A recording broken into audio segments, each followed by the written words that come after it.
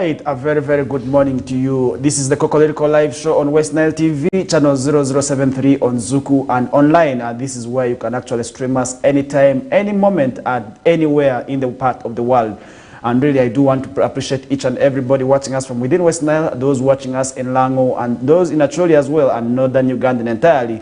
And also not forgetting those watching us in the other parts of Uganda, for instance, in western Uganda, in central, and not forgetting those also catching us all the way from eastern Uganda. I do very much appreciate you, and not forgetting also my brothers and sisters watching us across borders in the parts of Democratic Republic of Congo, not forgetting those in South Sudan and the other parts of Africa at large. And really, I want to say it's a great pleasure having you on board. And you're also most welcome to the Kokoliriko live show on West Nile TV. And this is where we discuss pertinent issues, and we also give you ideas also on what you ought to do, because some of the issues you may be knowing about them, but definitely you may also be lacking information about them. And that is why we come here each and every morning to give you that information and also give you an update of what is happening in the world of current affairs.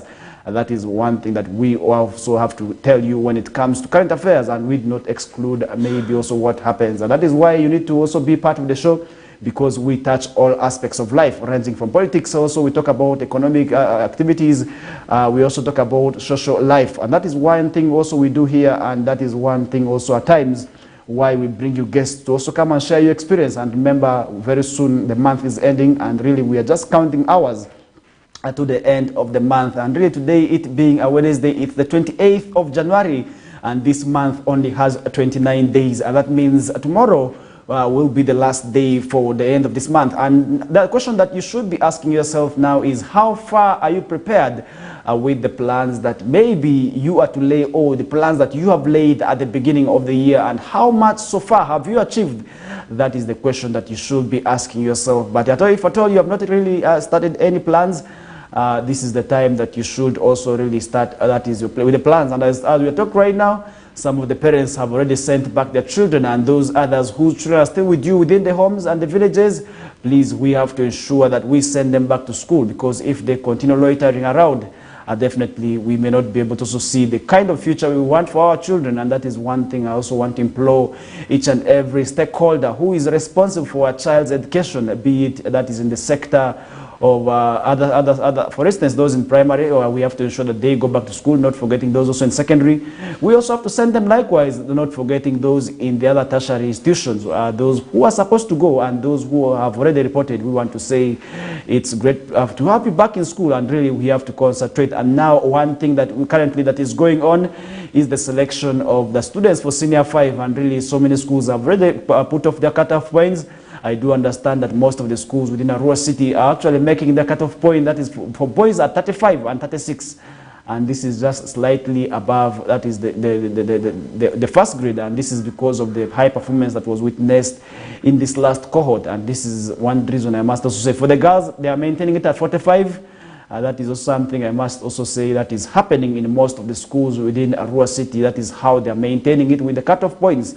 And really, if you can be observant enough, you can be able to tell that really in the last released Uganda Certificate of Examination results, you can really also see that there was some bit of improvement witnessed among the senior 4 candidates who sat their exams last year compared to the primary leaving examinations. And now we are also waiting to see what will happen with the Uganda Advanced Certificate of Education USCE results, as far as our learners in this region will perform. And really we are looking forward to that, because really we also have to see our learners perform, and really that is also something that we are really also talking about. And yesterday we did have a meeting. This is between Arua City Council, where they organized a meeting for the heads of department to also really account to the public. And I must say this is something that really, maybe if all the local governments also to embrace, it will be quite good, because it is something I must say is there, which is going to also improve on service delivery, because service delivery sometimes remains very dormant, because we do not lack we lack the information. We do not know of how government projects are really progressing. And yesterday we did have a meeting that was organized by City Council, which is said to be going to be monthly, and this is according to the plan the City Council is having. This monthly basis communication is going to be there for the stakeholders to also respond to some of the queries that journalists may have, because sometimes you really do understand that as journalists it is very difficult to access some of these offices more so some of these departmental heads, it is very difficult to access them because you hear they have traveled, they're out of office, and really one time when you need the information, it becomes very, very difficult. But I really want to commend the information officer, that is for City Council, coming up with this idea where all the departmental heads of the City Council are supposed to come together and also really respond to questions that journalists may be having, and also responding to the queries of the public, because journalists are the bridge and the mouthpiece to the public, because some of the information that the journalists are finding out got from the public, and it's also for the public good. So I think it is good. This move is quite appreciable, and that is why we also need to embrace it. And really for the department heads, yesterday we did have the engineering department, we did have the city mayor in attendance, and also other leaders, where we did also have the production officers coming on board to also respond to some of the questions. And one question that came out is the bridge that is of Enyau that has taken long to be finished, and really this question was raised by the journalists, and the engineer also responded to this, saying that project is going to really also go on. And as the rains are back, where we did witness the long periods of rains, where our roads become very, very inaccessible, very muddy, slippery, and difficult to move on, the city engineer actually responded to the queries of the road sector, also one that has been affecting our roads, and also said it is because of challenge of the machinery and the equipment that we have is actually shared. It's borrowed from a road district, where most of the districts actually do not lack these graders. They do not have access to these machines. And that is why it is becoming very, very difficult for them to actually maintain these roads. And that is something that the city engineer also responded. Now, the question I'm asking myself, maybe as local governments, can't we also solicit funds to see to it that we purchase our own graders? Because if you look at these graders, also these equipments, they are shared by most of the local governments within West Nile, Terego, Madiokolo, Maracha. And Terego, I do understand that shares with Maracha, and also Arua district is the one that is responsible for giving these tractors to Madiokolo, and also Arua city as a whole. So I think this is something also that we need to embrace, because really the road sector, if it continues to lag behind in terms of the structure, then there's nothing that we are going to yield in terms of becoming the city status, because the city status may remain on paper, and we will not be able to see what we are talking about as development in the sector of city. So I think it is quite good, and something that we all need to embrace. And now there are also plans, and so many plans have actually come up, and this is also ordinances that are going to be passed, and bylaws really that are going to cater for, among other issues. First of all, the noise that is becoming a nuisance to the public, where we're seeing our clubs really not regulating the sound, which is really something I must say is not good, because if you really look at most of our disco clubs or night happening places, most of them do not have the guidelines that is for sound, and really the bars do not have soundproofs, and the noise just moves out very loud. Like, look at clubs that I won't mention names. They are really near to churches. They are also really next to the hospital. Really, we are within the city center. Really, you look at what is happening within the city center, the noise that is coming from these clubs, more so those that really do not have access or do not have these sound bars. Also, the controllers to really control that the sound that is supposed to go out of them goes out and not there, but really the sound really comes out as it is.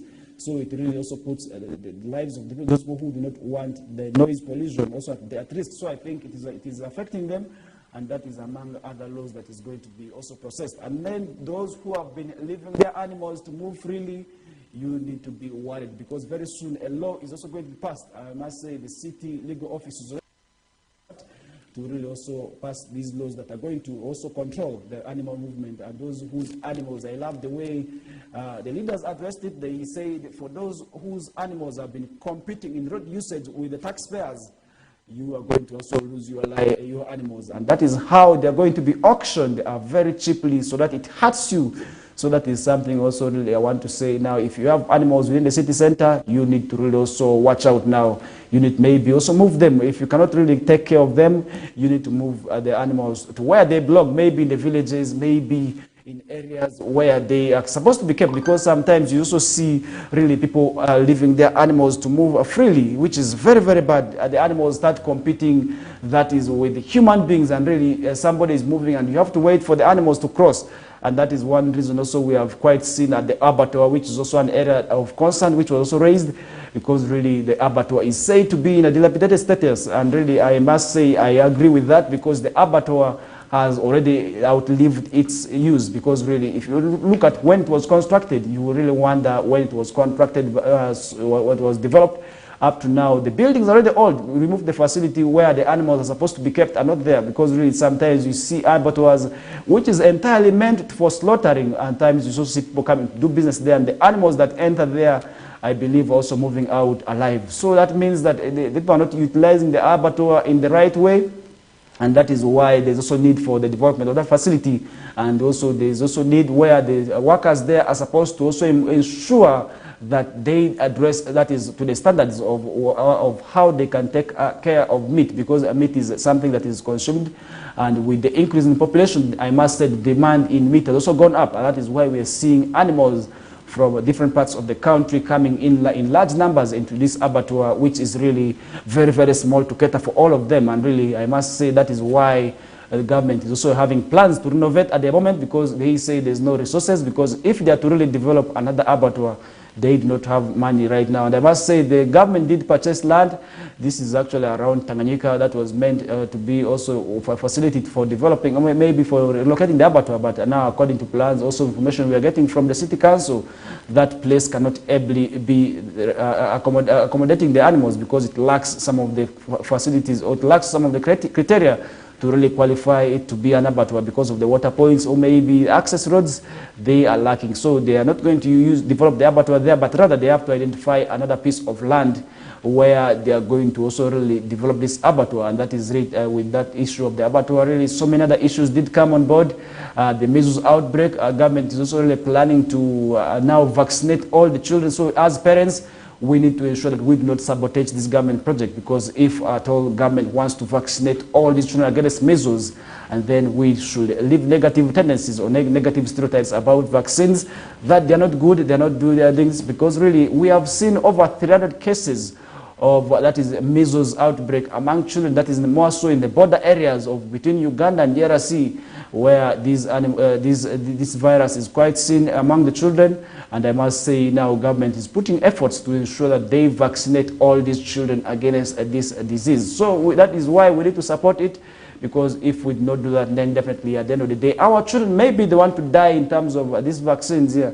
So I think it is not quite good. We have to really embrace this move by government, and also ensure that we support government in developing this facility, such that at the end of the day, we realize our dream of maybe living a life that is safe and then free from diseases. So I think that is one thing that we really need to ensure that we work towards, because really if that is not done so, then at the end of the day, we are going to see our people dying out of the diseases, and the children really do not really know why they need to be vaccinated. So as parents, the entire responsibility is in your hands. If you want your children alive, or maybe if you do not want to spend unnecessary monies in treatment, so you need to embrace the vaccination strategy that the government is working towards. As government is looking forward, that is to also really receive the vaccines. And now our leaders, the District Information Health Office, together with the other leaders, are lobbying for the vaccines to be really purchased, so that they can be brought to where this disease is seen to be a threat. So I think that is one thing also we really need to talk about, because if we really leave it out, our people may be the ones to suffer when it comes to this disease here that is dangerous, that is a killer disease. So it keeps on spreading among the children. That is why we need to also really support it. So I think that is why it is very, very important as parents, as children, we need to embrace this vaccination strategy that is coming up on board. Because if that is not done so, at the end of the day, we are going to be seeing our children, our innocent children die to this disease. That is really a sick killer. So I think that is it about the disease. Also, an update that was given is on in response to the poor performance among the learners in this region. And in Arua City, I must say in particular, where we did witness Arua City registering at least over 500 first graders in primary leaving examination. But I must confirm to you that most of these we are actually from the private aided schools, and not from the government aided schools rather, because really most of the government aided schools did not register the high numbers in first grades. And really, if you are to really move to some of the schools, you realize that most of the government schools that did register the highest number, maybe it could be 20, but really you really see the private schools out doubling that. Really, that is something I must also say, the gap between the government aided schools also with that is the private schools in terms of academic performance is still very far. So we need to do a lot when it comes to that area, because really we as stakeholders have all a right to play. As parents, you have to ensure that you pay your child's fees, because really if you do not really pay fees, then definitely why did you produce this child to come and suffer on earth? The child is now sitting home and you cannot really also ensure that you fulfill your obligation as a parent, then definitely that is quite weird. Yet when this girl child who is just about 16 or 17 or 18 years has a problem maybe in terms of early pregnancy, which is still very much rampant in this region, we tend very much to rush to these headmasters seeking for that is school fees letter and then recommendation that this child has been in school. But which kind of school fees have you been paying when actually you have not been ensuring that you fulfill your parental obligation in terms of paying these fees? So I think that is quite absurd. That is one thing also we really need to ensure. If at all we are to realize academic performance in this region, we have to ensure that our children, first of all, eat well. And then for those who cannot afford to pay, just for them to be in boardings, or maybe also for them to eat lunch in school. Let us ensure that when they are going to school early in the morning, we give them something small. For instance, maybe we pack them sweet potatoes, we pack them the mandazis, so that they go to school with. And then if there's porridge at school, such that they will also really not be able to study under empty stomachs, because really if you're somebody who is hungry, you will not grasp anything because your mind is very far. And then you're hungry in class, teacher is teaching something. Trust me, at the end of the day, you're not going to grasp the concept the teacher is trying to give forward to you. So that is one thing I must also really say we need to also ensure we work towards, because as parents, we have the mandate of ensuring that our children have the best kind of education, because they are the future leaders of tomorrow.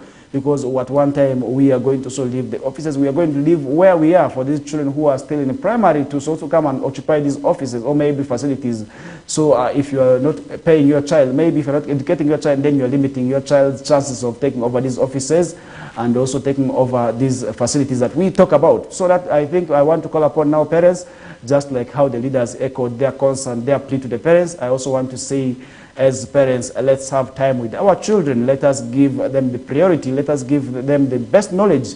And we also must support them now in terms of not only paying school fees, we also have to give them the other necessary requirements. And that is it, that is in concern to the Arua City leadership also talking about that. That is one thing I want to also really summarize that discussion with, that is in relation to the update, which is quite good. We expect it to go often. We do not really expect it to remain here, because this is where we get chances for these departmental heads to also respond to our concerns as journalists. So I think that is something that we must commend them for, and really also want to commend the organizers for that. And really moving away from that now, Madi Sub-Region holds consultative meeting to improve performance, as we are seeing at a time where our children are still returning back to school, with others who have already returned, maybe they have spent about a month. We are still witnessing those who are yet home and yet to report. These are the senior 5 candidates, and really the consultative meeting is quite good. So I really want to also implore and encourage the rest to embrace the same. And this was a meeting that was organized between the different stakeholders convened at Adjumani District Headquarters to discuss the appalling performance of the pupils and students in the district. And this is something I must say is also one that we in other districts needs to embrace, because West Nile Sub-Region did witness poor performance really, mostly in the primary leaving examinations, where we did witness our children not performing to the expectations. So I think at this different stakeholder meeting is something that we also really have to embrace within the other local governments. So according to Reverend Sister Abio Rebecca, the head teacher of St. Mary Assumpta Girls Secondary School, many of the secondary schools in Adjumani do not have accommodation for teachers, and because most of their houses at the neighborhood are grass thatched, and some of the teachers fear being accommodated in them. So hence making it a very big challenge for the teachers to be transferred to other regions. So I think this is something which is also was also discussed in this meeting that was between Arua City Council yesterday, because it is said, so for these teachers who do not have accommodation within these school facilities, it becomes very difficult for them, because really you wonder now a teacher has to move a kilometer of 2 kilometers, which is very far from the school. So with bad weather, for instance, now during this rainy season where we are seeing the weather may not be good, teachers may not come, because they look at the school being very far, and they fear being washed by rains. That is why you see excuses of sick rising, absenteeism also rising up, because the teachers say, I have a sick relative. They start coming up with these excuses of being not at school, not losing their relatives. So at the end of the day, this really also affects the learners who are supposed to really also undergo 8 lessons per day. which is not also really realized, because at the end of the day, sometimes you realize that 4 lessons out of the 8 at least missed in these government schools. What does this mean? It means that this gives the advantage to the private schools. For them, they have to ensure that each and every day the teachers in class, there's proper monitoring. Then the learners also really are very keen, because if a teacher has not come, they report to the teachers, they report to the teacher, they report to the other relevant stakeholders. This also really holds the teachers accountable. They do not really also miss out. Now, I also believe this issue of the staff houses being very far from the school facilities must also be contributing to the absenteeism among the teachers. Something I must also say also needs to be worked towards. And this responsibility, now I want to give it back to the parents. Let's unite as parents in terms of also wanting to support these teachers. Because really in the PTA meetings, if we say as parents, each and every parent is going to contribute 5,000, then if you have more than 200 parents, you really wonder how much money that can be. And then also construct, maybe the teachers could also, the head teachers could also raise some monies in terms of supporting these teachers to build them the staff houses. That would be quite good, because now imagine a teacher is sleeping in a grass-thatched house. Then what kind of reputation is this teacher going to receive from the learners? I must say definitely they are not going to realize that, because at the end of the day, this is not going to also really affect this is not going to, once the teacher is not respected, definitely, once the learners also start undermining them, definitely they are not going to perceive what the teachers are giving them out. So I think that is why it is very, very important for the stakeholders to really also unite hands in terms of supporting the teachers. We need not to really also put the entire blame on the teachers for the poor performance, but rather, as parents, we also have a lot to take when it comes to blaming. I don't know what you think about it as the viewer. You can really also share your views on maybe what can be done to really ensure that come next year, our learners do not perform like how they are performed. If you are to receive the results for 2025 and then 2024 and 2025, we have to ensure that our learners perform better, because really, if you look at the 2023 results that were released this year, the only results that I must say did maybe also put a smile on our faces is the one for UCE. But the PLE results, I am not happy, and I believe, just like me, you must also not be very happy, except maybe if your child or you yourself passed very well. But what about the rest? Because we as a region, I one time said, if we all pass, West Nile sub-region is all happy. But if a school or a learner does not fail, we really tend to put the blame on the learners. Really, that is something I must say we need to work towards. And she further cited the issue of noise pollution in the district as one of the major contributors to the poor performance in schools. You really wonder, right now, we have the huge speakers, discos are going on, the children's attentions are really very, very much affected, because a child is in class, a child could be reading, but then you wonder where the mind is going towards, because you wonder when discos are going on in these villages. So I think this ordinance, or maybe these laws, Arua City is planning to pass, for instance, in curtailing noise pollution, could also really be maybe used in the other districts. Maybe if the other districts also pass out such laws and start implementing them, really, then we may see our performance improving. Recently, I was in Terego district, and this same question was raised about the discos, because really the discos have become discos where you see school-going children where they're supposed to be in classes, or who are supposed to be reading or sleeping, such that they can prepare themselves, that is for the next day. You find them in the discos. And then we did see the LC of Yumbe district, one of the sub-counties in Yumbe district, also really parading the learners in streets. And this was something I must say was quite good, where these learners were arrested and they were tied with ropes and taken to police post. That to me would also really, if it was done maybe 5 times, trust me, these learners who were escaping to go for discos will not really go on and again, because I believe they have escaped from home. After being arrested, their parents will be in the know that their children going to discos. So I think that would also really maybe reduce the cases of maybe these learners running for, that is the discos. So I think it all goes back to the issue of noise pollution, and when a disco is put, that is one thing that we also really need to work towards.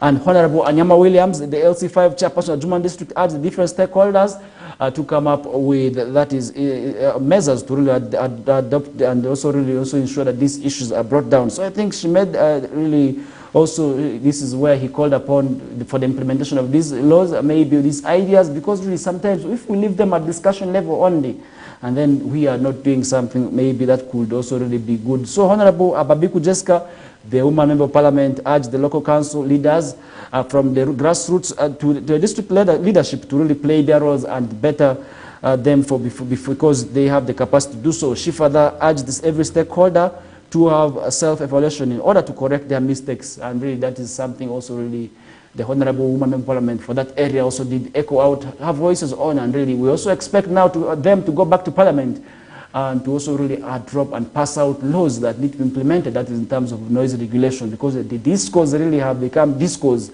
and I believe the discos are very much contributing to poor performance in this region, and that is one thing I also want to really also echo out my voices on. And now the consultative meeting gathered head teachers of different schools, district education officers, and local council leaders and women in parliament, among other leaders. This is something that we already also expect it to go on and on in the rest of the district. So I think we, leaving that aside, moving on, we're also seeing the Paramba market vendors receive waterborne toilet from National Water and Sewage Corporation. That is something that we are really working towards, because really sanitation and hygiene is something that also we need to also ensure that we work towards.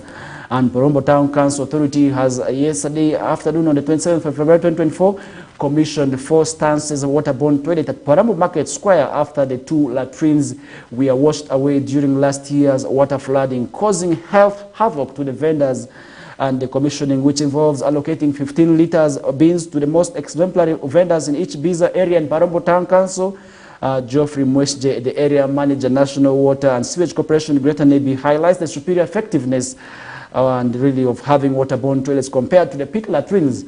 And Mwesje said their corporation social responsibility to give back to community where they serve the clean water, and that is actually something also the other entities, if they are told to embrace, that would be quite good, because we have so many NGOs or maybe government organizations within our areas that could also do the same. So I think we also commend National Water for this, and he added that the initiative to build a toilet was from the cry of the vendors to the managing director, National Water and Sewage Corporation, when he visited the Parombo area. That was last year in 2023, and he further urged that the initiative to advance health of communities as enshrined in, that is the National Water and Sewage Corporation Act agenda. That is something they are doing in line to their work. So I think Agnes Oroma, a market vendor at Parombo Market Square, expressed that this new waterborne toilet there is going to improve on their health as well as improving on their livelihood. So I think this is something also really we expect now for them to use it very well. I would not expect people to misuse the toilet, because really sometimes these government toilets, you move to them and you really do not want to also come out, because once you enter there, it really causes fear, because you fear you're going to come out and start smelling that where you're coming from. So I think that is why they need to use it properly. And really, with that, we come to the first break of the show. And my name is Farish Majid. This is still a Kokoliriko live show. And really, from where you chose to watch us from, we do very much appreciate you. And you can still also share your comments on to some of the topics that we are discussing here, because at the end of the day, we intend that is also aim to transform society, because what we discuss here does not really also have to remain here. What next? And that's why we come up with recommendations of how best can we also really help the society. And that is what, when it comes to the Kokoliriko live show. And this is also where we give you important information in the corridors of current affairs. Remember, we still have lots more where Parliament, that is led by the Speaker of Parliament, directing her deputy, that is Tayebwa, to lead the members of Parliament who are recently barred from accessing the Lubowa General Hospital facility that is currently under development. And we're also going to be talking something small about that. But for now, it's the first commercial break. Thank you.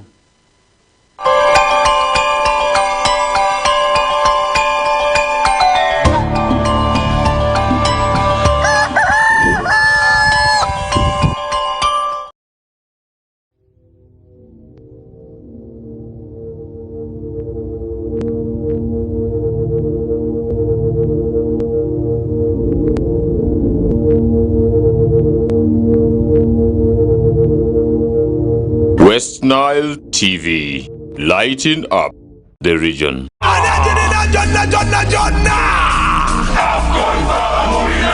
AFCON, all 52 games live only on Star Times.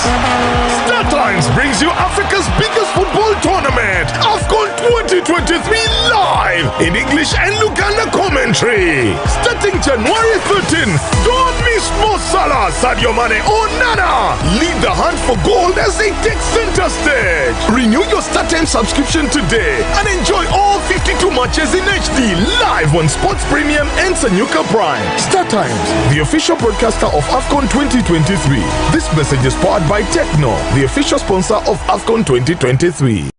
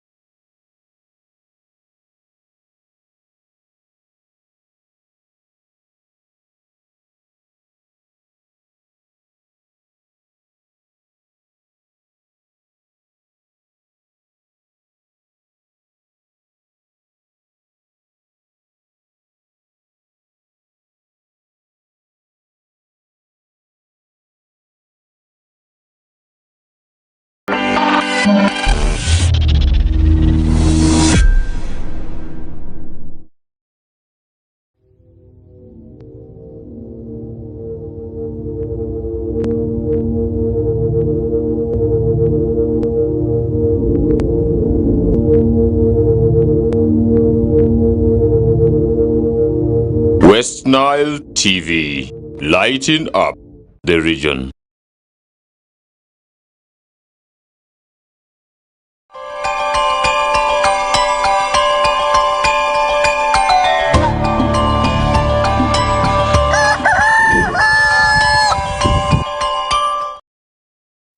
A very good morning to you. Welcome back to the show, and this is still a Kokoliriko live show on West Nile TV, and we are still continuing with you up the hour. That is 9 a.m. and at 9 a.m. that is when we shall be also having the news bulletin in Lubarati. That is with Feta Emmanuel together with Mukulia Lawrence and the rest of the team to also really give you the news bulletin in the language that if you are in Lubara, you must be very proud of. And for those who speak Alur, the Lembangea will also really be coming through at midday. So you need to be part of the two news bulletins if at all you do understand the languages. So I think that is one thing we as West Nile Television have the mandate to work towards. We are there to enlighten the region, and really we are to enlighten the region that is in all aspects. And one reason our discussions come each and every morning is to also really discuss a lot of issues that at the end of the day will have an impact on society. And now moving on, that is to Koboko leaders, both from the district and community municipality, have been engaged in training session aimed at urban expansion planning by Cities Alliance and Makerere University. Remember, plans are underway in terms of really expanding the size or maybe developments that is within Koboko district and Koboko municipality. And the training started on the 26th of February and ended yesterday on the 27th of February. The development came through during a press conference organized at the offices of Koboko Municipal, that is recently, and the Senior Assistant Secretary, Baiti Tairi, representing Dlanaya Sub-County, said it is important to carry out expansions in advance such that planning other infrastructural developments is easy, especially to the leaders. And I must say this is something also really I want to echo out my voice towards, because physical planning is really something that we have to work towards. If we are to attain that is sustainable development, as the population keeps on going on, as the developments keep on coming up, if at all we do not plan, I must say definitely we are going to be seeing maybe a city our children will not want to live in. Because really it is now that we have to plan, whereas we still have vast land, also whereas we still have lots of chances for us to plan. If you look at most of these urban centers, most of them had their plans 100 years or 50 years ago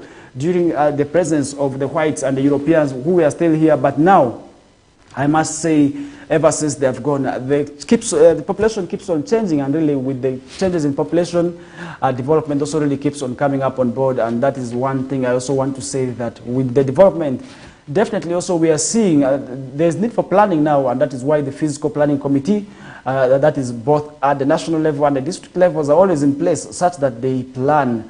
And that means for you to really put up some development, it has to be in relation, or it has to be in line and plan that is in line with the Physical Planning Committee's development. So I think that is one thing also really we need to ensure.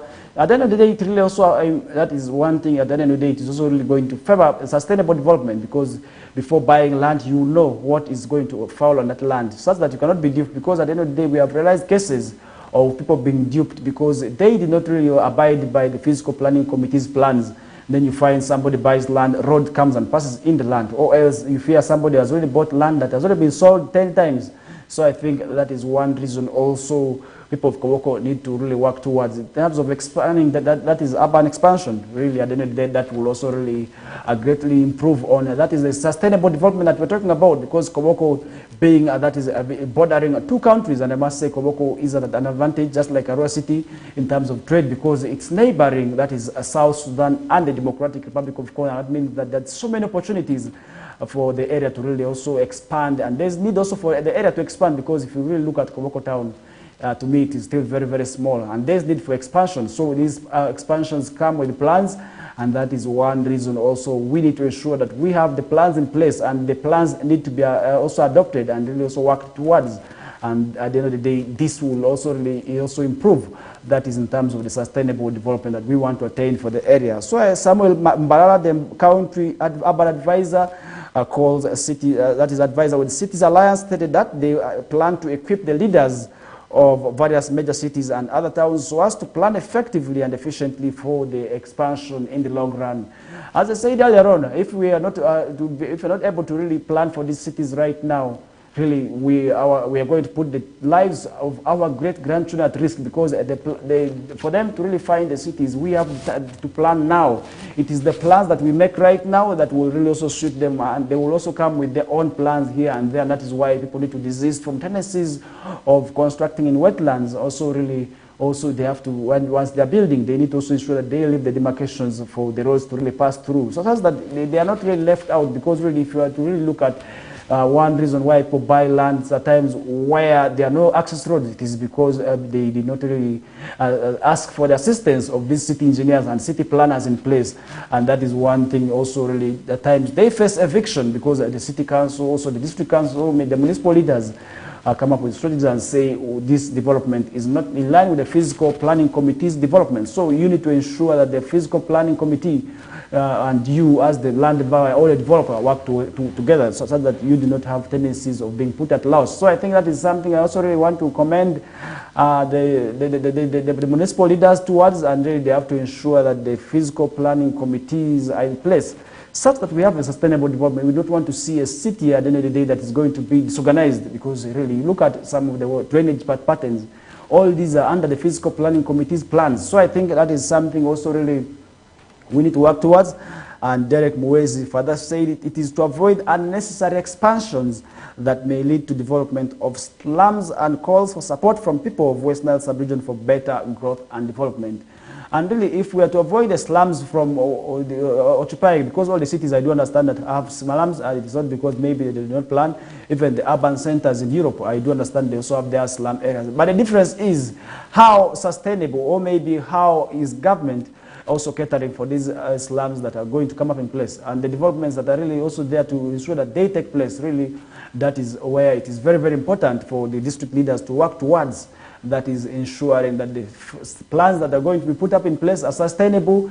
First of all, that is also something that we need to work towards, because really, if we do not ensure that we work towards this, I must say at the end of the day, that is going to really also cost the district leaders. Also, it's going to cost us as a whole, because we are going to face the repercussions in terms of the floodlines. If it floods, we are going to see the cities becoming very, very inaccessible. We may also at the end of the day lose our lives. So I think that is why it is very, very important for the leaders to embrace planning, because the leaders have the greatest role in terms of also echoing out their voices. For most of the political leaders, if you are able to convince these people to vote for you, you can also really, that means that you can also convince them to embrace certain government programs. For instance, the planning, which I'm very, very much interested in, that means that the different leaders have to work together. The religious leaders, the political, have to work all hand in hand, such that at the end of the day, these issues of the physical planning committees are adopted, such that these plannings are also in line to the national development plan strategies. So I think that is something also really we have to work towards. And moving on, that is now to Moyo District. The government has been urged to establish libraries and community centers in all sub-counties and town councils to allow the youth spend their time acquiring knowledge. And this is one thing I must also really commend and say we need to work towards, because sometimes the youths are really sitting idle in the trading centers or maybe within the roadsides because they lack something to do. Sometimes you have to sympathize with them, because somebody is really willing to work, somebody is willing to do something for himself, but they lack what to do.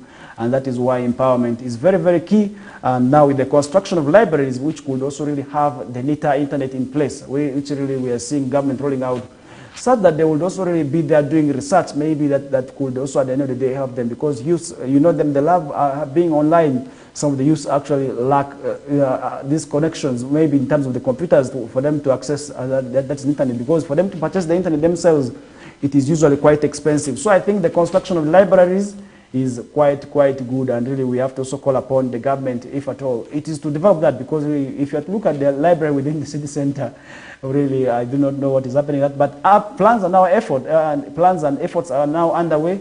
This regulation also made that now the land that is adjacent to the OPM, which is commonly known as OPM grounds, is actually going to be developed now. And one of the facilities that is going to be under this building, which is now having, which is plan is now being developed. That is by the physical planners, and now the resources are also being looked as to really also develop this facility, which is said to be more than 4.5 billion. Really, also that facility is going to be developed, and once it is developed, it's going to have a library That is for the primary children, also secondary children, and other university children. They are also going to be having this library catered for them. So I think this is quite good if at all the development comes timely, such that this facility also does not remain redundant in terms of also, you have seen it now being used, that is for exhibition, which is quite good because we do not have an open ground within the city, but really we want to see it now being developed fully, because if it is developed, it is also going to bring money for the city council.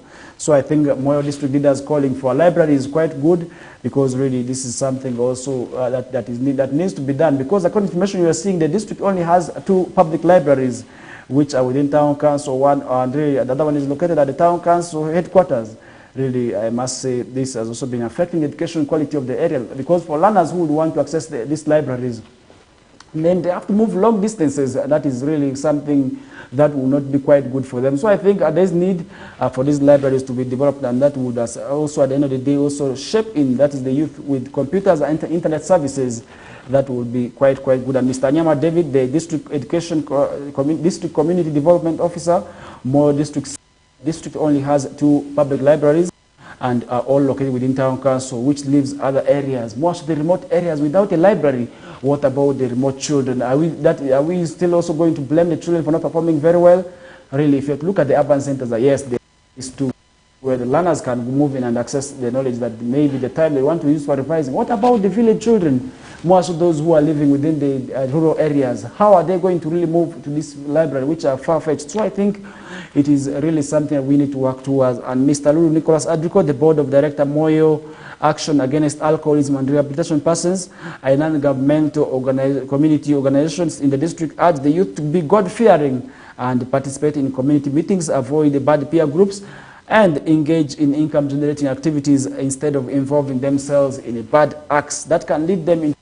So I think this is something also really I want to similarly echo out my voice on, because really if we are to keep the youth busy, then definitely we are going to see them that is deviating from some of these criminal activities that we're talking about, because somebody who is busy will not have time for doing certain things, because usually they say an idle mind is a devil's workshop, and this is something I must say is very true, because really first takes time and really be alone and really be idle. You realize that the more you stay idle, the more bad things you're going to be engaging in. So I think that is one thing I also really want to say, that if at all we are to deviate from, definitely we are going to also see that yielding the success that we want to see. So I think that is something also really I want to echo out, maybe that also the other local governments to start advancing for, because really if they start advocating for it, definitely they are also going to see maybe in the next 2 to 3 years they develop these facilities, which will also at the end of the day improve in academic performance of the learners in this region. So that is something I must also really say is quite good. And the Honorable Maridio Univa, the district female youth councillor, say the lack of libraries has brought a lot of problems among the youth, which is the involvement of the youth in drug abuse.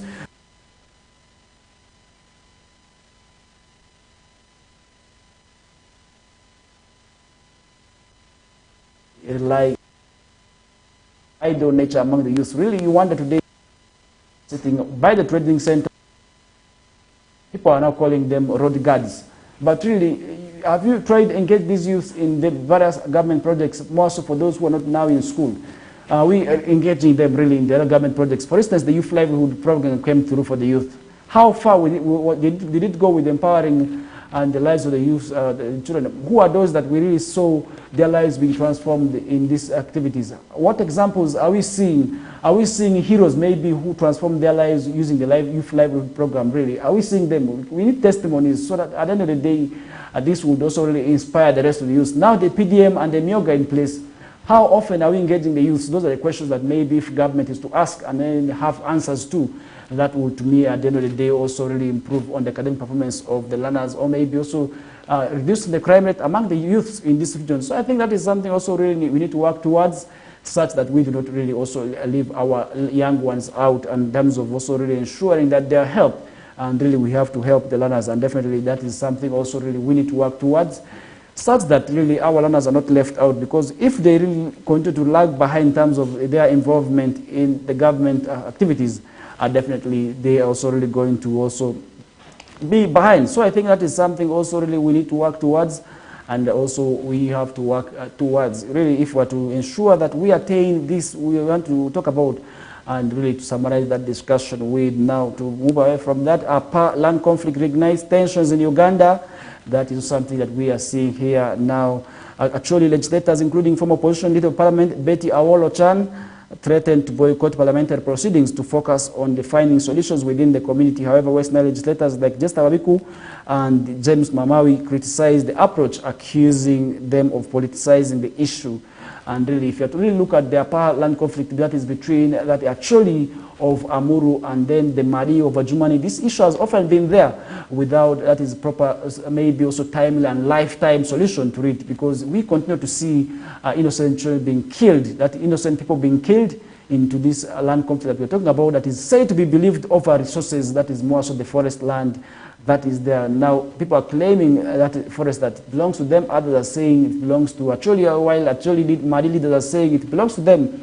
And this has actually been causing a lot of tensions and a lot of fears among the people, because you see abductions taking place, you see lives being lost, and the leaders also come often really they need to now come often and draw maybe boundaries. If at all the forest is to be cut down, let it be cut down, and then let the boundaries be shared, such that this issue of the fights are avoided now, because this issue of the land conflict has been often there and without really also any proper solution. And some people are now believing that the leaders maybe are taking advantage of these fights. That is why they did not really also provide solution for this. So I think that is one thing also really we need to have a call that is for presidential intervention. And now amidst the escalating tensions and persistent reports of violence, all parties are calling for President Yoweri Kaguta Museveni's intervention, and lawmakers, including Mamawi, believe previous commissions of inquiry have been unsuccessful, and genuine dialogue facilitated by the President is crucial for achieving lasting peace solutions. So I think that is something that we really need to work towards, because really we are still seeing our people being killed into this land conflict that we are talking about.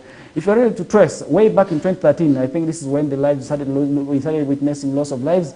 Up to date, at least each and every year, we are registering somebody being killed into this land conflict that we're talking about.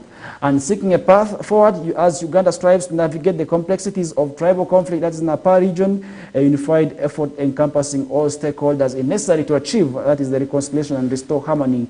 That is something also really we need to work towards and ensure that we will achieve, and really if we achieve that, then definitely we are going to be also seeing that. And now also studies indicate that 2,000 medics remain unemployed, says doctor's body, and that is something we are seeing here in a statement issued by Uganda Medical Association President, that is Herbert Ulushwata, highlighted a significant shortage of healthcare professionals in government health facilities, particularly in doctor and nurse positions, where current staffing coverage ranges from 21% to 63%, averaging at 42%.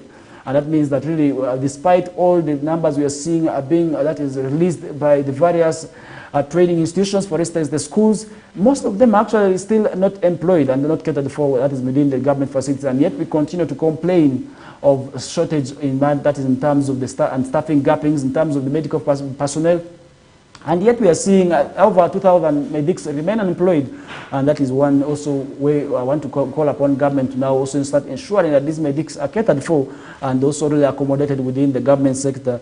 And they work in Uganda's 18 regional and 4 national referral hospitals, with 60% eligible for MOSG consultation promotion and 15% eligible for senior consultant promotion. So I think that what they are saying, hospitals most affected by the promotion delays include Kawempe National Referral Hospital, Chirud National Referral Hospital, Kayunga, Moroto, Jinja, Lira, and that other referral hospitals. So I think the issue of unemployment among doctors has been exacerbated by the suspension of the recruitment, and really recently we did also see government putting a ban that is that in terms of recruiting the doctors, and that could be also really resulting into the shortage of these government facilities lacking the doctors. And what about those who have reached their retirement age?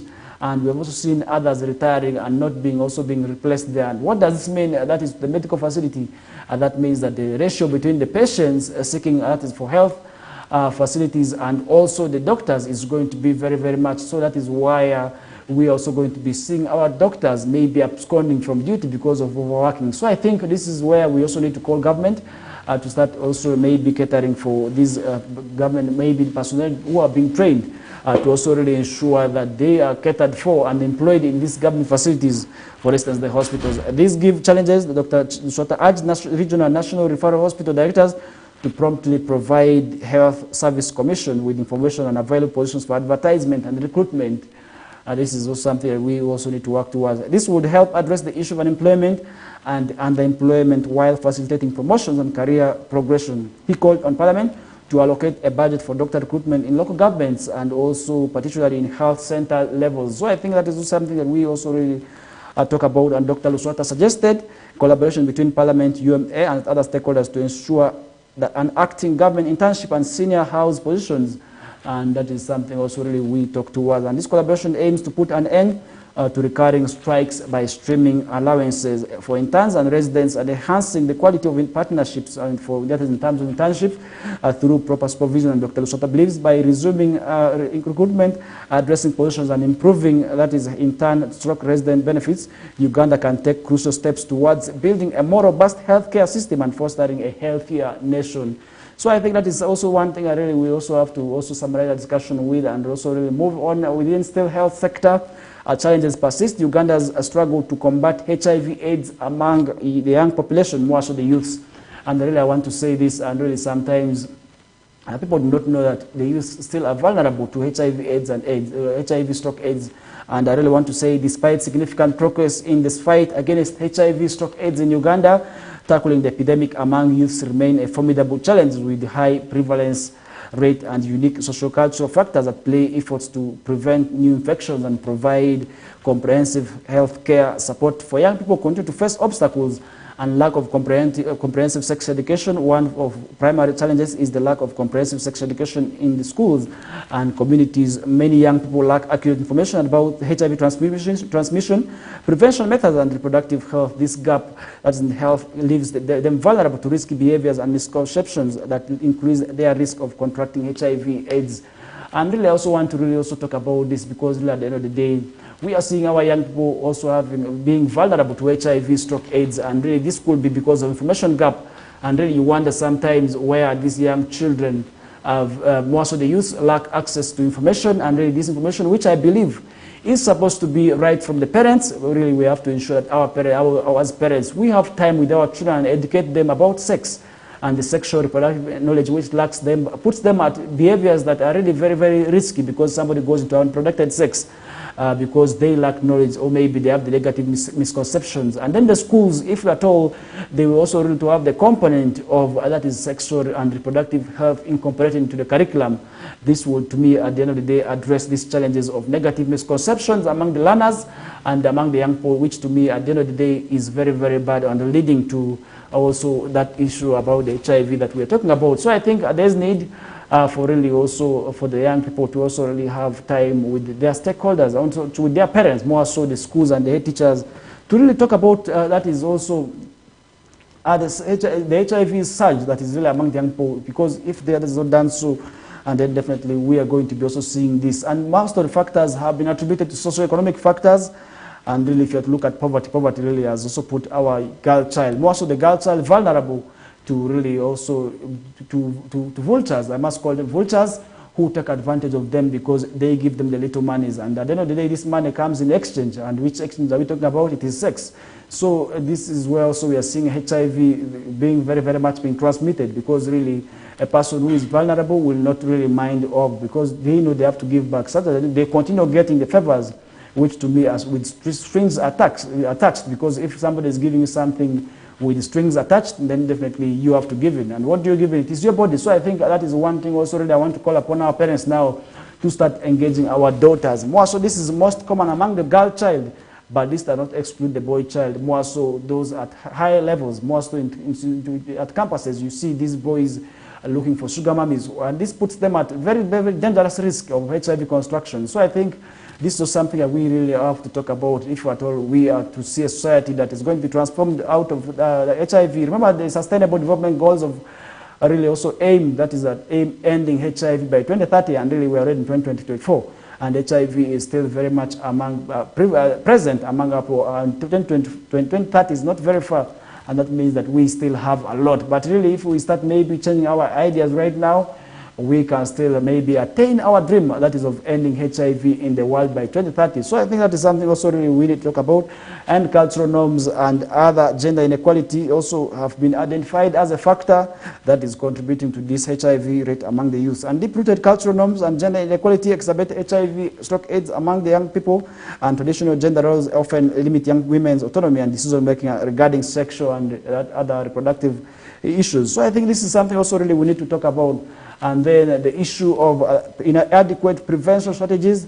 While efforts to promote, that is HIV prevention methods such as condom use and voluntary medical male circumcision have been implemented, their effectiveness among the young people has not yet been realized. So all these strategies that are really there to ensure that people maybe sleep using condoms, and then also talking about these issues of people really also talking about these addressing these challenges requires a multi-faced approach, and really that combines comprehensive sex education, targeted intervention, and remember the behavior change communication that is really there in place. Also, we talk about also aims and targets at addressing some of these challenges, but really their efforts maybe are not being realized. Because really, if you look at the communication maybe strategies that we are seeing in place, one of them is the BLAM strategy that has been run or various media outlets. This is to educate the young people about sex education. But why is it that we're not realizing these challenges and the young people continue to get HIV? And really the numbers are very much high. Really, there was a survey that where we did see at least over 300 girls are being infected with HIV daily. So I think that number is too much high. We really also want to call upon now the young people, also with their parents, to sit down and draw amicable means such that they are educated about their sex education. But really with that, we come to a closer. The first one for this is the closer of first hour, and we shall be able to bounce back in the second hour. We still have lots more. Remember the issue of Lubowa, where our members of parliament, we are stopped from accessing the facility, is also another where we are going to be returning with. So just stay tuned to Western Television. We return back shortly from now. Thank you.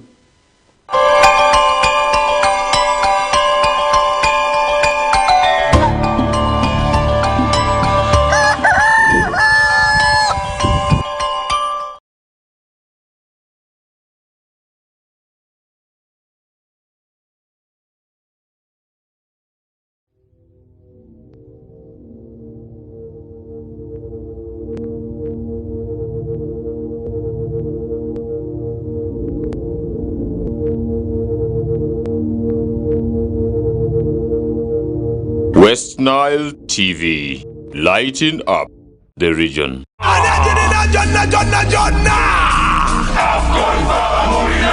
AFCON, all 52 games live only on Star Times.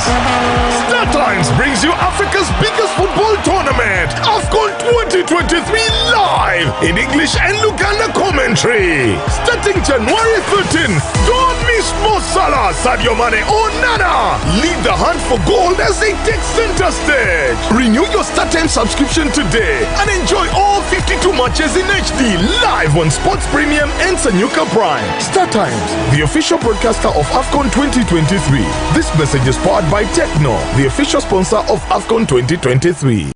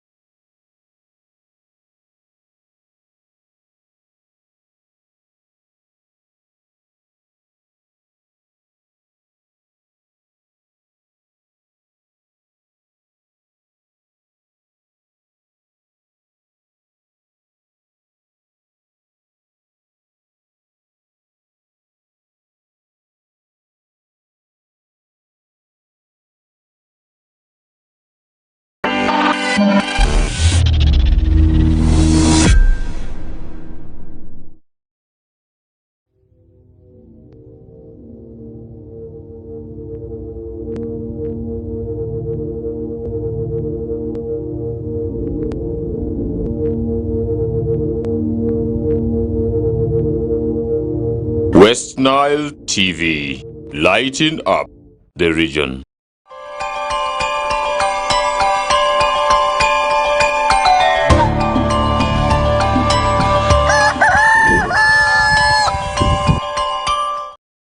Welcome back from that short commercial break. We are already into the second hour of the show, and this is still the Kokoliriko morning updates with me, Farish Majin. And I must say, from wherever you are watching us from, it's a great pleasure having you on board, and that is one reason we always need to be part of the show. And the first hour, we usually give it to West Nile, and that is where we discuss issues mostly within West Nile sub-region. And the second hour, this is where we go mostly into politics and also issues that could be happening at the national scene. And now, this is where we're also heading straight into a discussion that is in relation to our MPs that is being barred from that is accessing the Lubowa General Hospital facility that is being developed, and that is one thing also really we have to talk about. But before we get to go into that, 5 opposition parties form Holy Alliance ahead of post-Museveni era, and really I must say some of the opposition members, maybe political parties, are now waiting for Museveni to first leave power. That is where maybe also the struggle. They're giving up with the struggle of removing the president from power. Should we take it that way? I do not know. But really, I must say, at least 5 opposition political parties have formed an alliance, that is a Holy Alliance, to prepare Uganda for the post-Museveni era. And that is also something that we are also seeing on the papers. And political parties involved include JEMA, which is headed by Asuman Basalirwa, National Economic Empowerment Dialogue, that is also led by Joseph Kabuleta, and Democratic Party Bloc, and that is Lubega Makaku, and the Conservative Party led by, that is Ken Luchamuzi, and not forgetting Uganda People's Congress, one of the instrumental parties that led Uganda into independence, also really joining that bloc there to ensure that they form a party, an alliance that is known as the Holy Alliance, to prepare Uganda for the post-Museveni era. That means that they are already in preparations. Once the Museveni government is out, they already have their strategies. They are not going to prepare from nowhere. They already have something that where they're going to start from. And Kabuleta emphasized the Holy Alliance members do not really necessarily want to be in position. That is in the case of for the decade. That is in the near 4 decade, Museveni president ends. So I think the former presidential candidate expressed concern that this integration departure, that the nation could follow Museveni's departure because we are never prepared. So I think for them it is to prepare them for the post-Museveni era.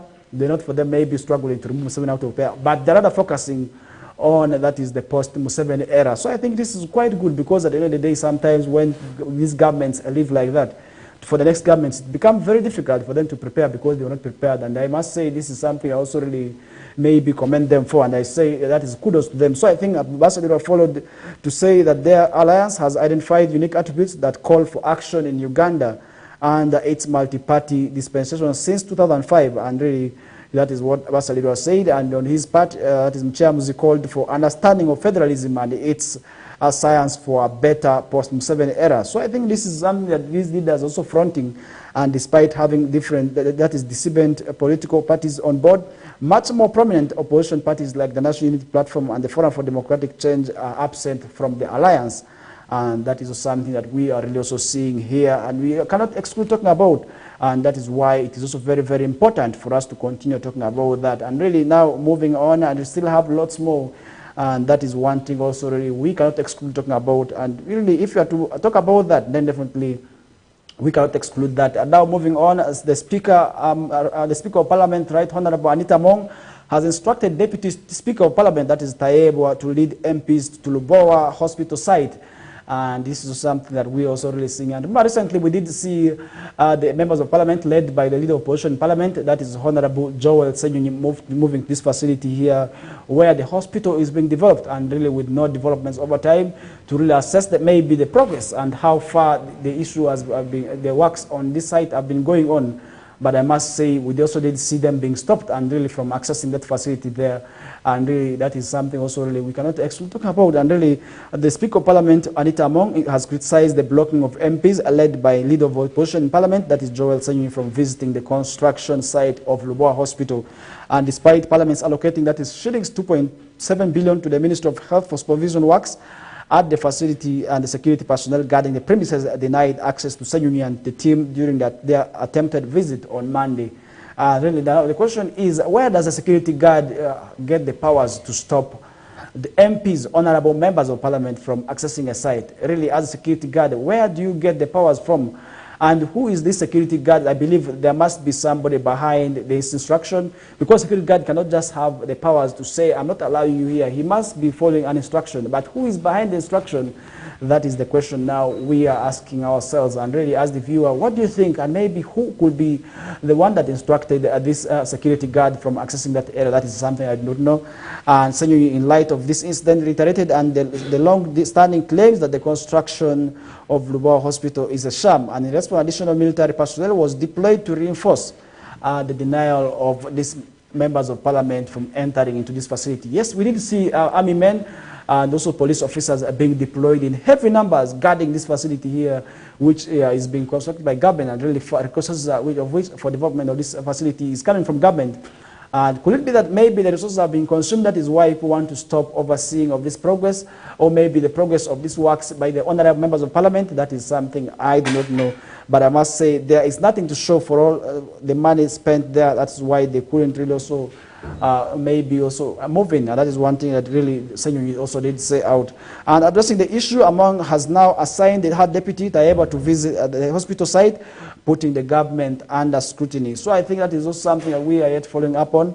And the Attorney General Kiwanuka was questioned about whether oversight is still a constitutional duty of parliament, because really for them to really go and ensure that the oversight role of visiting the place is within the constitution. It is still within the works of parliament, and that is why the members of parliament had to do and also had to move this facility here. But for them to be stopped, I must say this is quite unfortunate, and really they also needed to ensure that they do more to this. So I think MP Margaret Murabushaija remained unmoved, citing safety concerns for the legislators visiting the site. So I think that is also now fears also now arising among the members of parliament, because if you see the kind of deployment that was in this facility, and then definitely you have the reason to also fear for your life. Secondly, also the security guards stopping from accessing the place. Definitely also there could be a reason for you to really also start involving yourself in going to also start also supervising this place here. So I think it is very, very important for the members of parliament to continue going on to supervise all these facilities. Not only Lubowa, there are several other government works that are going on with others stalling. If the members of parliament are also supposed to do that, then definitely it is quite good. So, however, Kiramu Municipality Member of Parliament Honorable Ibrahim Semujunganda downplayed Nakadama's position, stating that the Ministry of Health has failed to supervise the hospital construction and has instead relinquished its role to the office of, that is, the Prime Minister. So I think that's also what the Honorable Member of Parliament for Kiramu Municipality, Honorable Ibrahim Semujunganda, is saying. And Emmanuel Ongireto, the Member of Parliament for Jonam County, asked the government to clarify whether MPs should maintain any interest in the hospital, because it is long overdue now. Because really, if you are to really also talk about this construction work, you will realize that it is long overdue now, ever since the construction works on this facility started being undertaken. But up to now, no development is going on, and really that is one thing I also want to say now. I want to ask myself now questions. Are we doing what is in line to what we expect or what we ought to do? That is something that we are really also talking about. And the madam is Enrica Perita, an Italian investor who has been cited in several local deals, including coffee, that's marketing. At the site on Monday, and his group of opposition legislators, we are told by security to seek approval from Madam. And this Madam, who is in courts, or the IGP to visit the site, and the Madam is Enrica Pineta, and an Italian investor who has been cited in several local deals, including coffee marketing, and she continues to enjoy unbridled, that is, privileges, even as the shadow of shady accountability issues threaten to swallow this issue here. So I think that is something that really we need to ensure now. Where does somebody get these powers, really? That is also one thing I ask myself at times. Where does somebody get the powers to also really stop members of parliament? These are honorable members of parliament who are elected duly by their constituencies. And I must say, they were elected to also oversee what is happening within the constituencies. And you, as an individual, you just stop them from really also accessing these facilities by instructing your guards, and then also heavy deployment. And really, that is one thing I also want to really also stop. Maybe I want to also not believe. I do not want to believe that maybe government is conniving with these individuals, because if at all we are using the Uganda Post Defense Forces now, which is supposed to guard the public, and then we are using them also to really push away maybe the members of parliament. That is also something I must say is very, very wrong, and we need to desist from. So I think that is one thing we also really have to summarize that discussion with. And now we also have to talk about that, and that is something that we cannot also exclude talking about. And moving on, Masindi residents demand action from legislators.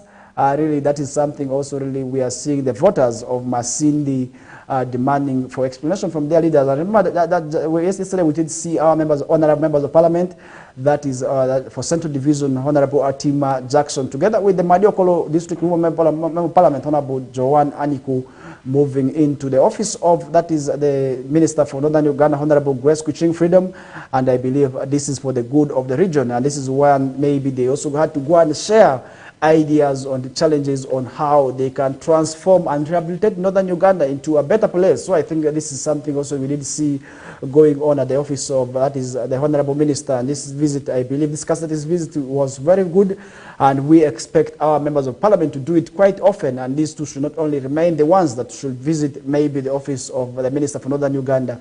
We expect them to be doing this often, because at the end of the day, they are going to raise issues which will be addressed by the Minister to the higher authorities, which issues are for Northern Uganda, for the development of this region. So I think that is quite commendable.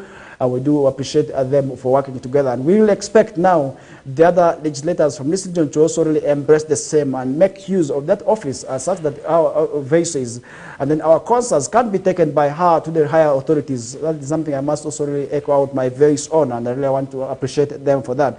And Dr. Biarohang highlighted the need for action on improvement of infrastructure like roads and the Masindi market, as well as rehabilitating Masindi Hospital. He emphasized that these were key campaign promises made by the legislators in 2021, which remain unfulfilled. And you must say, really, 2026 is not very far, and this is where voters are now saying, you refused to undertake, or you disappeared.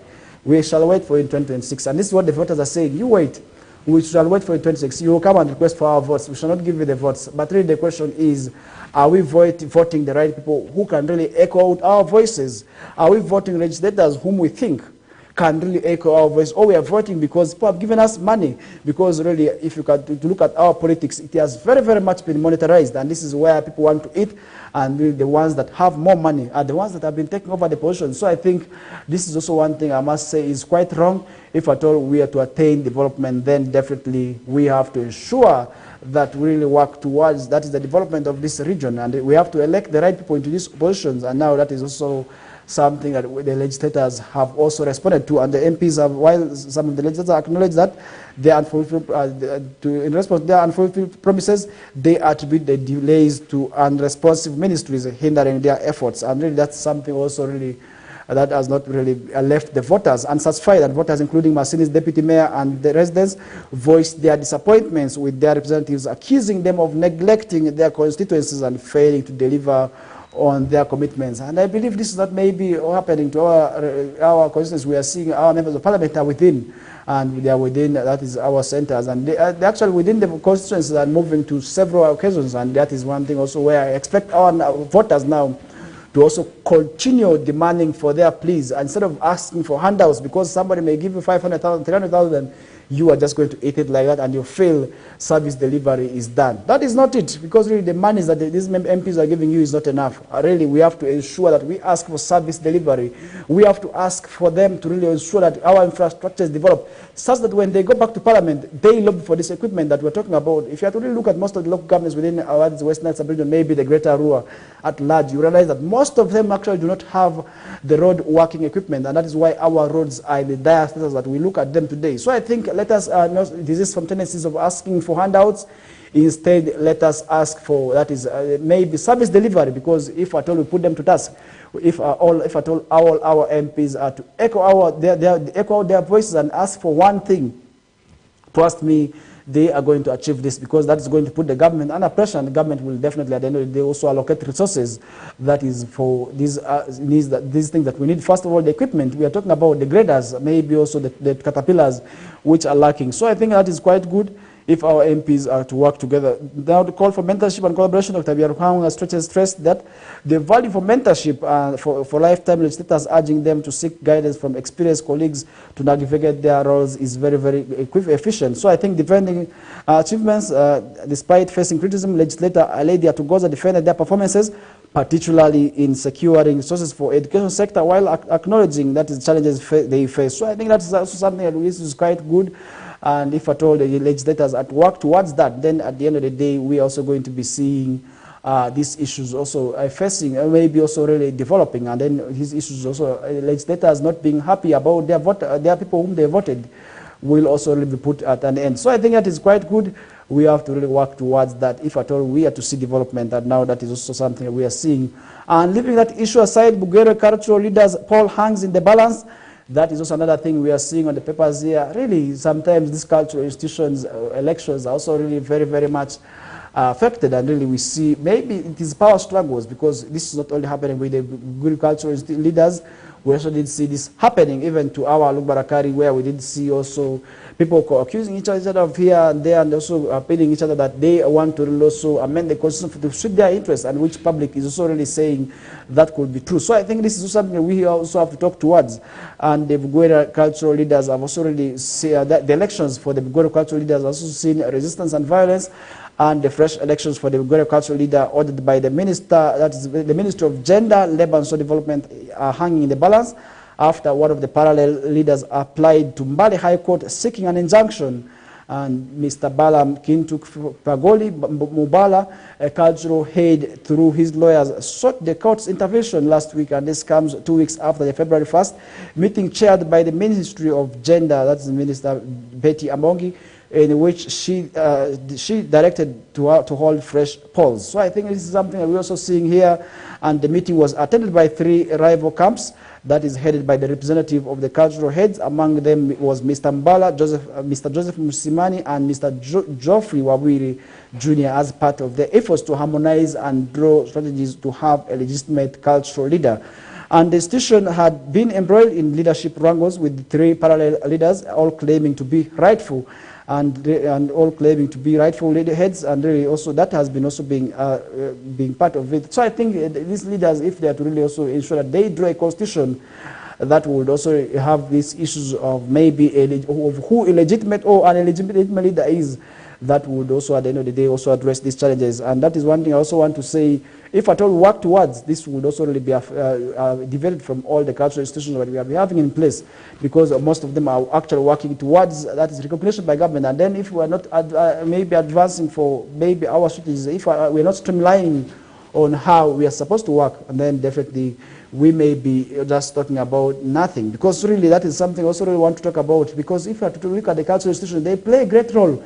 The cultural institutions are really very, very important in the society. That is one thing also we need to talk towards, and we have to support them. And the double in the institution started, and the trouble in the institution started following the sudden death of the then cultural leader, that is Mr. John Wayabire, who succumbed to COVID-19 at Entebbe Hospital on February 7th of 2021. However, Mubala has since challenged his mind and now claims the Ministry of Gender should instead gazette him. And that is also something that we are also seeing here. The court order for that stated that Mr. Mubala was unanimously declared by the 64 clan heads on September 22nd of 2021 as a cultural leader. He explained that there is another court order directing the Ministry of Gender to gazette him as the cultural leader. And Mr. Badiru Kiria, the chairperson of the Cultural Council, said preparations are still going to have an election conducted, and this is also something we are also seeing here. And Mr. Badiru Kiria, the chairperson of the Cultural Council, said preparations are still going on to have elections conducted within the 14 days, which are already under process. And we expect that also really to be addressed timely, because these issues will continue to go on, and once they continue to going on and on, definitely we are also going to be seeing these issues going on, and really also these fights, we are going to be witnessing them, and that is also really something we have to work towards, because if at all that is not done so, and then at the end of the day, we are going to also be seeing these issues going on and on and on, and they have devastating impacts on the community, because these people also have their own leaders. We may see fights which are yet avoidable. So I think that is something really we also have to talk about. So I think that is also something we are going to some other discussion with, and seeing here prisons baffled by rising inmate numbers despite drop in crime rates. So I think recently we did see the police crime report being released, And definitely, we also been seeing the prisons now being, and the cells are being filled to capacity. And this is something that we are also seeing now. The prisons are baffled by the rise in inmate numbers, despite a drop in criminal rates. So I think what is now happening, and that is also something we need to find, or also need to talk about, because really, if we not really also talk about it, because over time we have been hearing of our prisons being very, very small to accommodate inmates, and yet we continue to receive new cases. And recently, in the recently released crime rate report that was conducted by police, we did see that is a drop in the crime rate. So I think, but now what is happening, that is something I don't know. And speaking during a high-level reflection meeting on crime trends, organized by United Nations Office on Drugs and Crime, as UNODC, at Golf Course Hotel in Kampala on Tuesday. The Deputy Commissioner General of Prisons, that is Samuel Akena, said the drop in crime rate doesn't resonate with the numbers that are registered in prisons across the country. So that means that really that there's something that could be happening somewhere. He said, as of Monday, prisons across the country had 76,626 prisoners, where really also 40,568 of which are convicts, making it at 52.9% of the total numbers of inmates, whereas 32,555 are still on remand, as 503 are judgment debtors. So I think this is something we are just seeing, and he said the trend has been seen the occupancy rate of up to 365%, where space meant for 1%, one person is occupied by 4. And that is something that we are really talking about. But then if maybe government can also really ensure that we take advantage of these courts now that have been organized to also really lessen maybe the sentences for these prisoners, maybe those who committed less crimes, or maybe small crimes, and then they are subjected to also less punishment. That would also really ensure these prisons that are being filled are also really being the spaces that can also be created among them, inside them, because really if you move to the prisons, you realize that the facilities are very, very small, and these people are really congested. As we now see a report now where one person is supposed to be held, the spaces are accommodating 4. What does it mean? This means that the congestion is very, very much high, and that also really puts the life of the inmates at risk, because in terms of any outbreak of any disease in the cells, definitely so many people are going to be affected by this. So I think there is need for these other courts maybe to also be impressed, and that is why also the judiciary needs now to organize these courts often, because really we have seen them happening where these people are brought to court, where the courts are open, and many questions are also really being done. Really where this is also really, it is very, very important. And that is one thing I also want to say now. But where is the contradiction coming in? The Deputy Commissioner General, however, said the trend is not a contradiction from what police reported in its annual crime report. But now we are seeing what is, the numbers are not matching to the crime rate. That means that are we arresting people who are not committing crimes? Or maybe the crimes are not being reported at police, but rather they find themselves to judicial, maybe court. That is something I do not know, but I believe for one to be charged at court, it first passes through police. So I think that is also something we are following up on. And he gave an example of the 2016 case where Omusinga Charles West Nemubari was charged together with over 150 of his royal guards, noting that whereas it was one of the cases reported at police, it had over 150 suspects who were later sent to prison, and that is something also we are also seeing now. And he said the state of affairs means even the prison staff is constrained, since they are not enough to handle the increasing number of inmates, and really that is something we are seeing. And the numbers in Zambia, Zambia is the head office of the UNODC, that is on the issues that is dealing with drugs. And Uganda, Sharon Lisa Nyambe said it makes no sense celebrating the reduction in crime rates, but rather needs to interrogate, that is, the numbers. So I think that is something that we really go on, but really that example where one person can be charged together with so many people could maybe manifesting, maybe also reflecting on what we're talking about. So I think that is also something that we are talking about. Speaking during the function, Inspector General of Police John Martins Ochola, who was represented by AIGP James Ochaya, the Director Research and Planning, said the positive outlook of the crime rate there is need to have a deliberate action to capacitate and resource the Criminal Investigation Division to overcome a number of challenges. So I think that's also something we are seeing here on the papers, and he called for dealing with the skills capacity gap and high detective caseload, which is currently at 39%. Really, so that's something also we need to talk about, because really if that is not done so, and then we are going to be seeing our people really also are talking and maybe also being affected by these cases, and that is something also that may not be quite good there. That is one thing also really we want to summarize that discussion with. Now the question is, how best can we also ensure that the spaces within these prisons is enough? Because maybe should we expand the prisons? But I really believe maybe if we expand the prison, maybe it will also really be good for the inmates, because nobody knows that maybe at the end of the day they will find themselves there, because usually if you move the prisons, they usually say that some people are within the prisons because they do not even know how they found themselves there. But a crime is a crime. A crime will not exclude you. And sometimes also where they also say everybody is a capable victim of being in prison, so we need to also really ensure that their livelihoods are very good, because we have seen maybe also some of the people who are in top positions are being taken to prison. So I think everybody is a victim, and we are all liable to becoming prisoners, but that is something we should not pray for, and really, God forbid, it should also not happen to any of us, because really being in prison is something that is not good, because you are incarcerated, your movement is restricted. That is something that is really very, very bad. So that is something also we need to summarize that discussion with.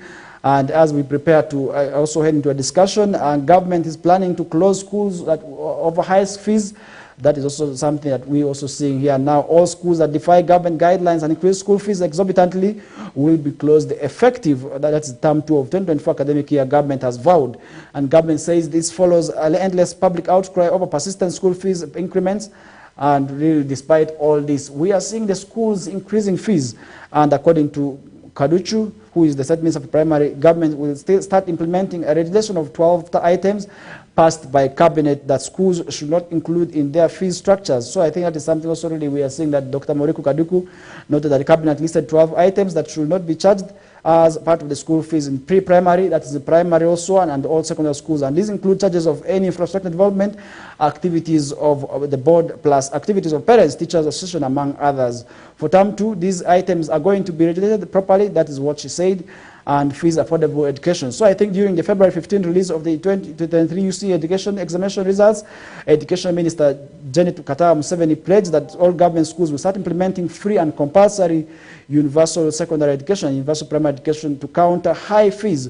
So I think the program is expected to start in 2025 with UPE, with primary government estimates saying it requires about 309.1 billion. So I think that is something we are to summarize the discussion with, and really with that we come to a closer of this first quarter of the show.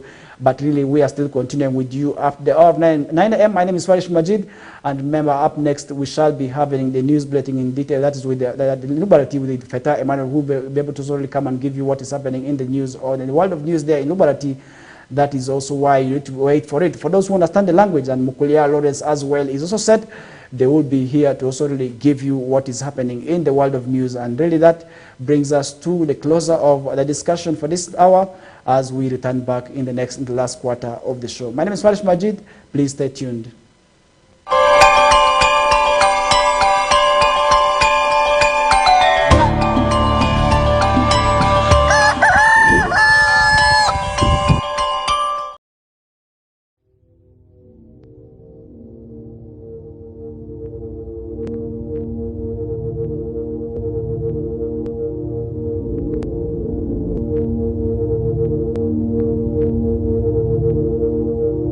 West Nile TV, lighting up the region.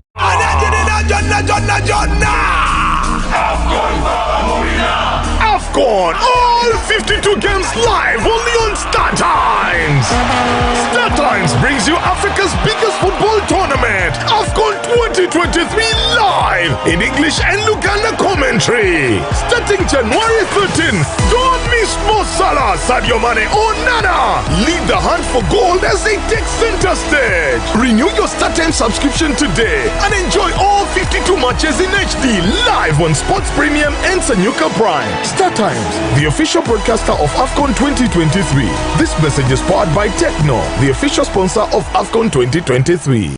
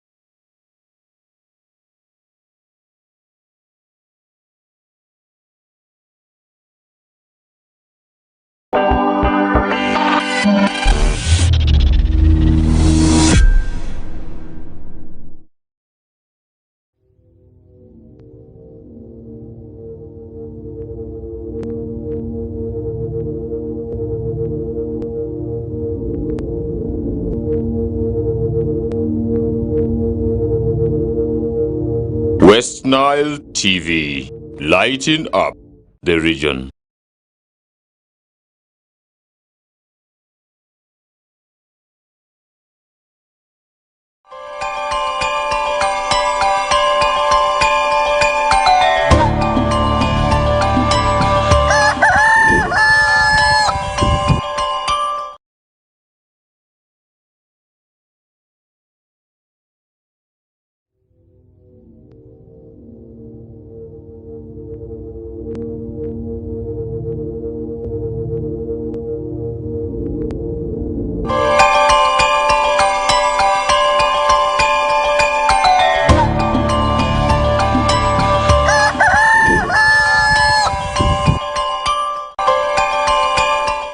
Welcome back from that short commercial break. This is still the Kokoliriko live show, and really from wherever you are watching us from, I want to say thank you and thank you again. And you should continue watching West Nile Television. This is the reason as to why we are here each and every mornings.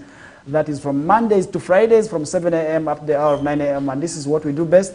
It is also where we give you what is happening, and then maybe what you could be gossip to you in the corridors of current affairs. So that is one reason you need to not to miss the show, because we keep you updated of what is happening within the society and the world at large, and that is one reason also really you need to be part of the show.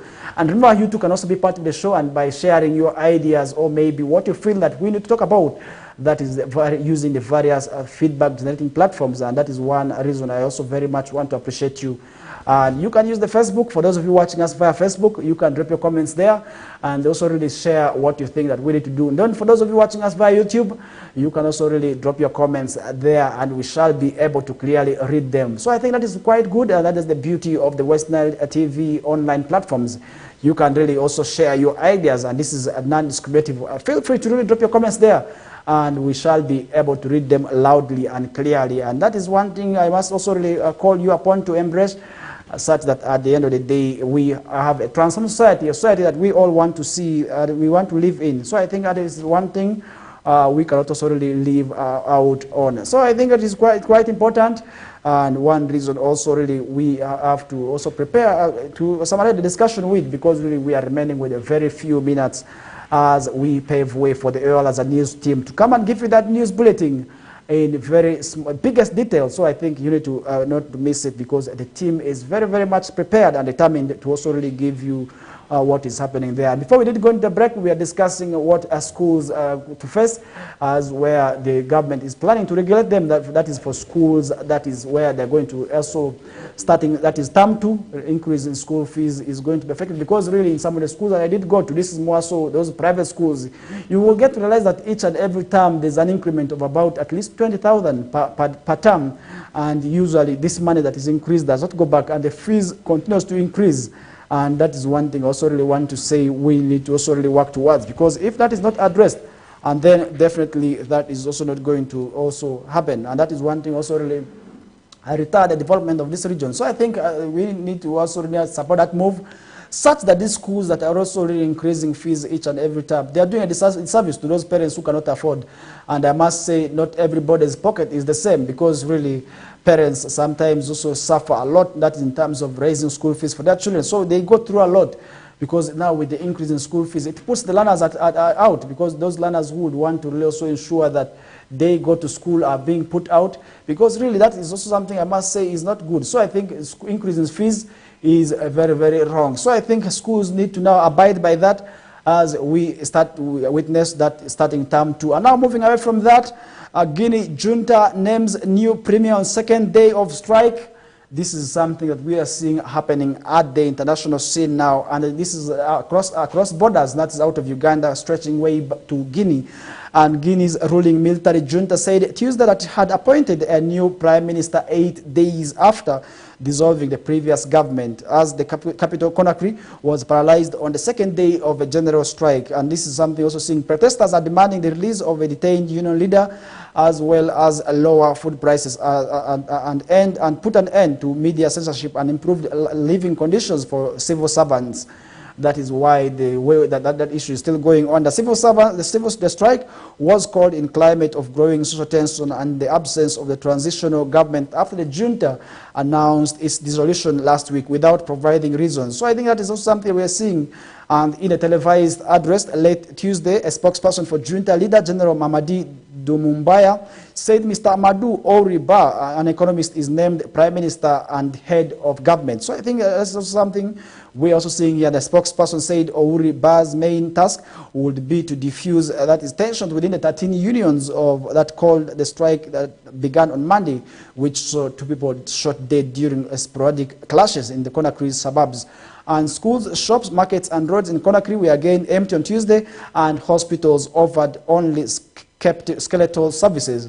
And that is something we are also seeing here. And union spokesperson Amadou Diallo told, that is one of the papers, that he was waiting for the that union spokesperson told, Diallo told AFP that he was waiting for the total and complete fulfillment of all demands, that is before ending the strikes, and adding that no meeting with the authorities had been planned for Tuesday.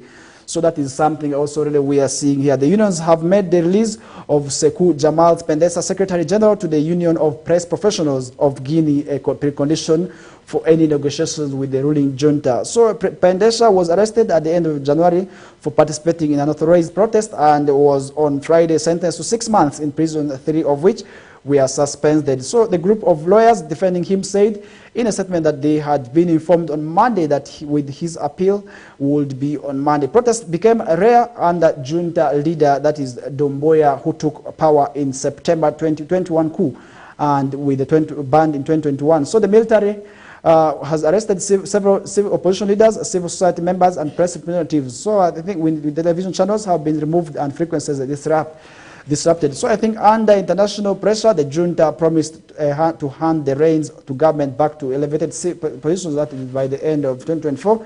But the opposition has accused it of authoritarian drift.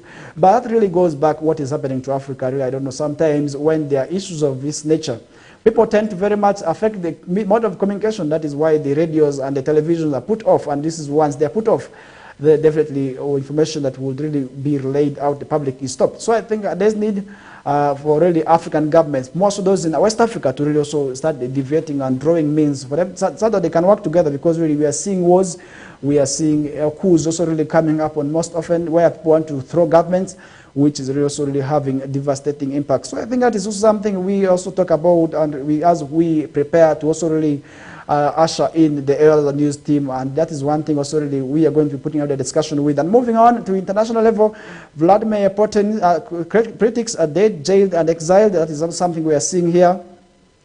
Days after opposition politician, that's Alexei Navalny, died in an Arctic prison.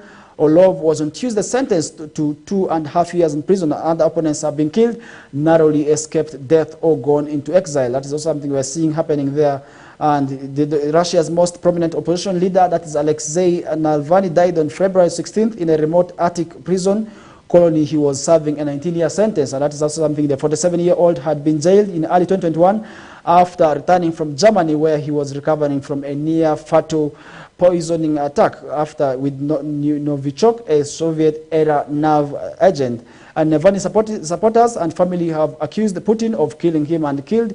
And in February 2015, Boris Nemtsov, a Kremlin critic and former deputy prime minister, was shot dead as he walked home across a Moscow bridge near the Kremlin. So 5 Chechen men were convicted of killing Nemtsov, but the mastermind of the murder was found. So a charismatic leader, a charismatic lead speaker, he had been criticized by Putin's annexation of Crimea from Ukraine in 2014 and regularly took power in opposition protests, and he was 55 at the time of his death. So that is something also really we want to summarize that discussion with, of what is happening in Russia. Really, I think killing of opposition leaders is really never a solution, but rather we need to also really work together with them. So I think that is where we want to summarize the discussion with as we come to a closer of today's discussion. And really, if I can be able to also really maybe give a recap of some of the stories that maybe we did run in during this discussion of today, it being the Wednesday edition. And really, it is the 3rd edition for this week, and really tomorrow we shall be able to sort of really return with the Thursday edition. And remember, next week, which is as we summarize the week, we are going to also planning to begin the next month with. We are going to also really be talking about Women's Month, because this is the last love month. as we plan to close the last month of February as it is, because usually because of the February 14th, which is the Valentine's Day, people have actually now named this month as Love Month. And then the month of Women's Day, which is actually on 8th of that is March, people have named it as Women's Month now. So what are you preparing as West Nile Television? We are planning to bring for you a series of women who have been having an impact in society to also really come and share their stories, share their opinions, and then maybe how they made it. That is what we are planning come the 1st, and that is one thing we are really also planning to work towards from 1st up to 8th. That is what we are planning, because it is Women's Month, and really we also really have to give priority to women, and that is one thing we need to also appreciate our mothers for. We must also really appreciate our sisters for. As the month is coming to a close, we are also going to be ushered into another month that is full of love. That is Women's Day, where we have to show love to our mothers, show our love to our women, show our love to our sisters, and everybody who is a female. And really with that, we come to the end of today's edition. But really, before we sign out, allow me to really appreciate whoever shared their comments from the time we began. That is why we also really appreciate the likes of Twaha Wachawaseme, a very ardent viewer. I also do appreciate that is Wasek Kin. He says good morning. I also do appreciate Kadabra, very much appreciated. And also not forgetting Halima bint Kasim. He says good morning, West Nile. And I want to appreciate each and everybody that watched us but didn't also share your comments with us. I really want to say Santi Sana or the family, and then I also want to say Foya Matek. And that is also really for those who understand Aluro. For those who understand maybe the other language, maybe those who are watching us overseas, that is parts of Europe, parts of Asia, I want to say thank you and thank you very much. And really with that, we come to the end of today's edition. We shall be able to bounce back tomorrow on the same frequency, same time, and the same time, that is not another day, of course. Tomorrow that will be Wednesday. For now, I sign out, leaving the way for Ayola's News team to come through. Thank you.